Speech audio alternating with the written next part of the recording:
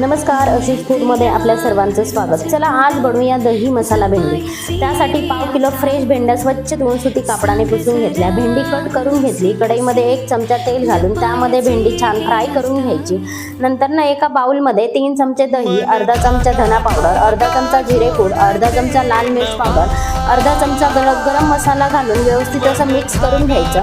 तोपर्यंत भेंडी छान फ्राय झाली की बाजूला काढून त्याच कढईमध्ये 1.5 चमचा तेल, जिरे, कांदा, अद्रक लसूण पेस्ट, हळद, बेडगी मिर्च पावडर छान परतवून घ्यायचं। गॅस बंद करायचा आणि फोडणी पूर्ण थंड करून घ्यायची। नंतर यामध्ये दह्याचे मिश्रण घालून व्यवस्थित असं मिक्स करून घ्यायचं। नंतर गॅस ऑन करायचा। गॅसची फ्लेम मीडियम ठेवायची। नंतर यामध्ये अर्धा ग्लास पाणी घालायचं, चवीपुरतं मीठ घालायचं आणि फ्राय करून घेतलेली भेंडी घालून 7 ते 8 मिनिटांसाठी झाकण ठेवून भेंडी छान शिजवून घ्यायची आणि मस्त अशी दही मसाला भेंडी तयार आहे।